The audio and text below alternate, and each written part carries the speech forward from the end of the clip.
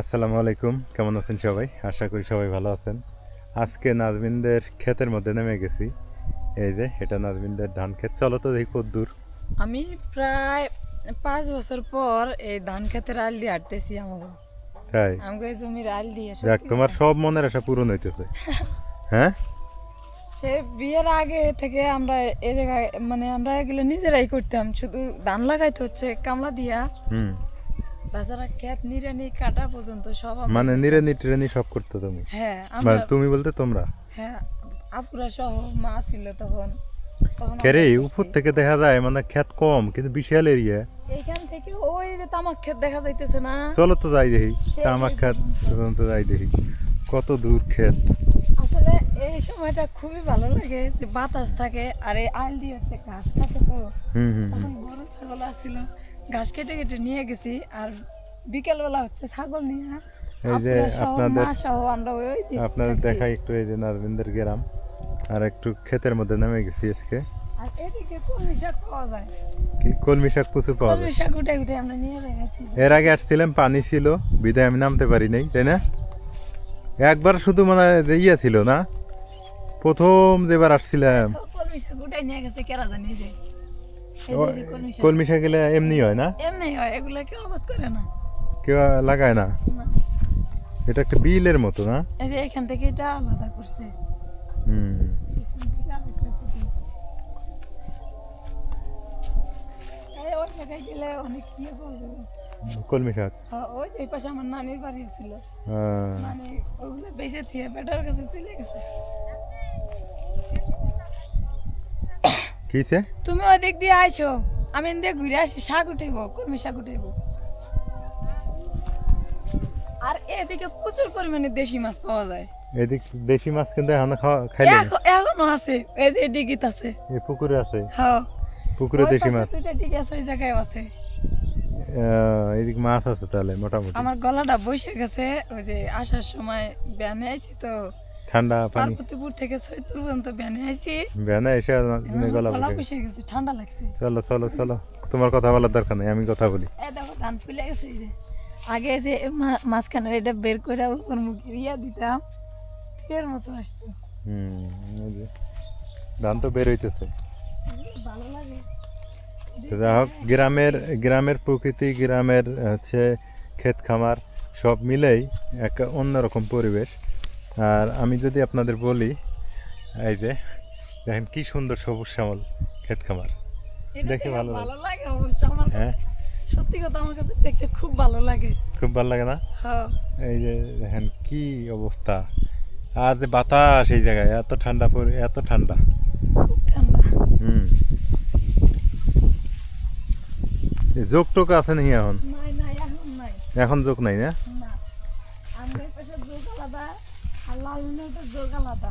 লালমিনাটের যোগ আলাদা, এই জায়গায় লোকই আলাদা। লালমিনাটের চিন্তা ভাবনা আলাদা, লোক আলাদা, এখানকার লোক আলাদা। এই আর যাবো না, ওইদিকে মানে কাদা আছে। নাই নাই, কাদা নাই?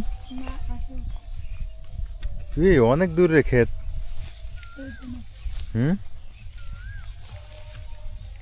আছে তো কাদা, এই যে এবার কোথায় কোথায় আমি যেন আসতে তুমি আসো। কাদা আছে। আসো।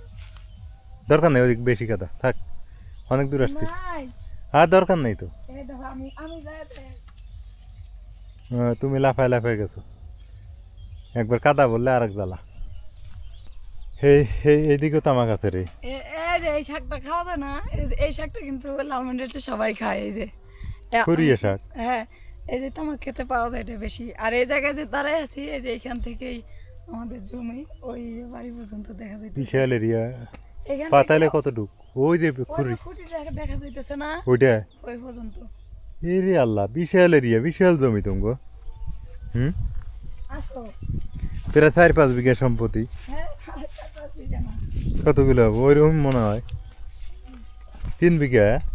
হ্যাঁ, 3 বিঘা সম্পত্তি থাকা মানে কি বিশাল কিছু। এই যুগে 3 বিঘা সম্পত্তি মানে কোটি কোটি টাকার মালিক। আমার দেখ, লালমনিরহাটের তামাক হচ্ছে লম্বা লম্বা, আর আমি ওই পাশে তামাক দেখো। এগুলো মতি আর হ্যাঁ, আর আমগো ওইদিকে আছে, ওগুলো হলো ভার্জিনিয়া। হুম। ওদিকে যাইছি। ওদিক দেখ কি লাভ? ওদিক যাওয়ার দরকার নেই, শোনো এদিক শোনো, তোমরা যদি এটা পুরোটাতে মাটি কাটতে পারলে নি, এটা প্রজেক্ট দিতে চাইছিল। পুরোটা যদি মাটি কাটে আর যদি খালি সুপারি বাগান করতে পারতা, প্রতি বছরে এরকম 10 লাখ টাকা ইনকাম হতো, প্রতি বছরে 10 লাখ টাকা। তোমরা তো ভুল করতেছে, বুদ্ধি ছিল না। একটা পুকুর করে এই মাথায় পুকুর করে পুরোটাই মাটি কাটে। বুদ্ধি করে একটা হয়ে যায় আর একটা, হ্যাঁ বুদ্ধি করে একটা হয়ে যায় আর একটা। যা হোক, আজকে নাজমিনদের জমিটা দেখলাম, জায়গাটা আসলে 3 বিঘা সম্পত্তি মনে হয় যে, আচ্ছা উঠাক কলমি শাক উঠাক, এখানে প্রায় 3-4 বিঘা 4-5 বিঘা সম্পত্তি মনে হয়। এইটা যদি পুকুর করে, করার পর যদি মনে করেন রাইয়ান কান্না করতেছে দৌড় দিছে, এইটা যদি মনে করেন যে পুকুর করার পর যদি সুপারি বাগানও করে, প্রতি বছরে 10 লাখ টাকা ইনকাম করা তাদের ব্যাপার না।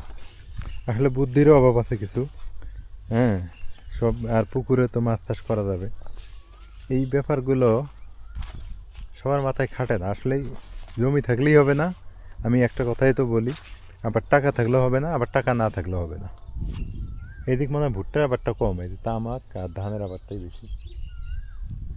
জীবনে চলার পথে আমাদেরকে অনেক কিছু প্ল্যানিং করে চলতে হয়।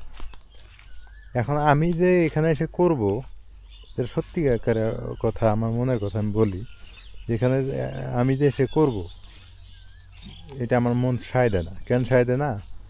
যে যতই যা বলেন শ্বশুর এলাকায় জিনিস না করাই বেটার। মানুষ বলবো জামাইটা বা ওই ছেলেটা এমন কেন, শ্বশুর বাড়ি এলাকায় কেন এগুলো করে, এটাই কিন্তু একটা কথা আছে। আর নিজের আত্মসম্মান বোধ কমে যায়। নিজ বাড়িতে যদি আপনি লবণ দিয়ে ভাত খান, তাও কিন্তু একটা সম্মান থাকে। আর শ্বশুর বাড়িতে নাজমিনের নামে কিন্তু ওই বাড়িতে জমি আছে, বাড়ি ভিটে আমাকে বলে, আগের থেকে বলে, এখন তো আমি জায়গা কিনছি, তার আগেই আমাকে বলছিল যে তোমরা এসে এখানে ঘর উঠে থাকো, এখানে বাড়ি করে থাকো, বা নাজমিনও তো ভাগ পাবে এখানে, এই যেগুলা ভাগ পাবে না। কিন্তু আমি এটা অভ্যস্ত না।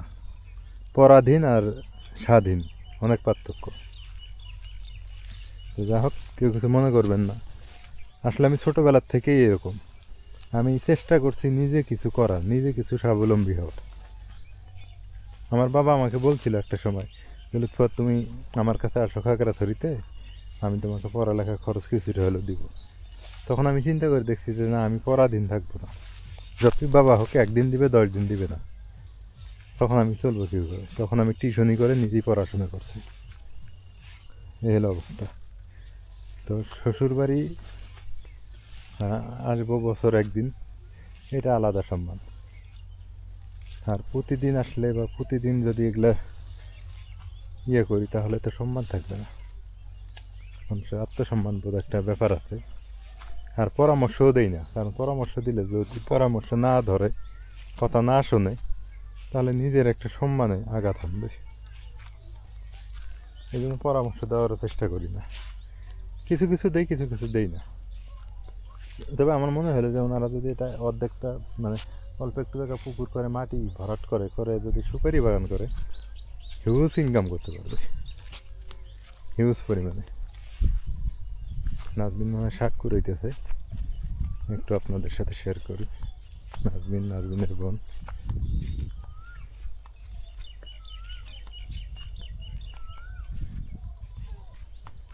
কি করো? কলমি শাক আছে ছোট ছোট, অনেক ছোট, অনেক ছোট না? উঠাইলে হয় আরো বেশি, তাই উঠাইলে যদি বৃষ্টি আমার। এটা কার পুকুর? এই বাড়ি এলার? কিন্তু এই বাড়ি এলা তোমাকে মাছ ধরতে দিবে? কেন দিবে? তারা মাছ ধরবে না?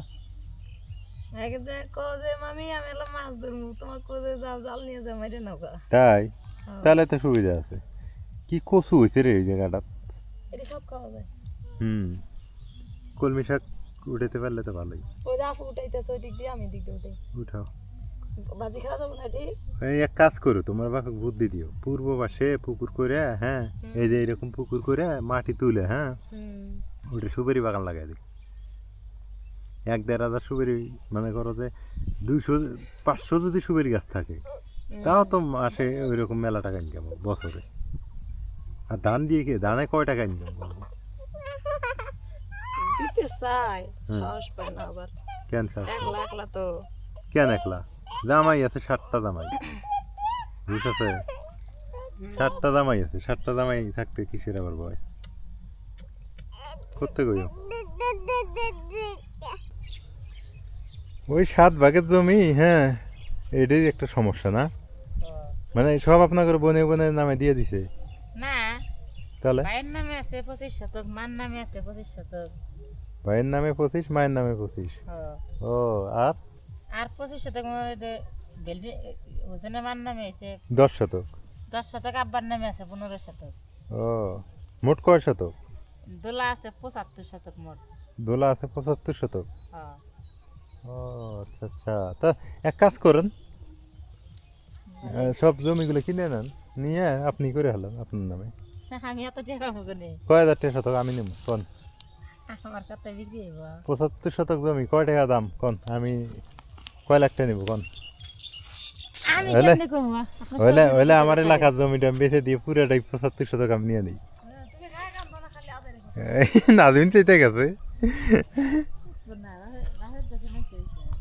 বাপের দেশে আসলে সম্মান থাকে না, ওটা এমনি মজা করলাম।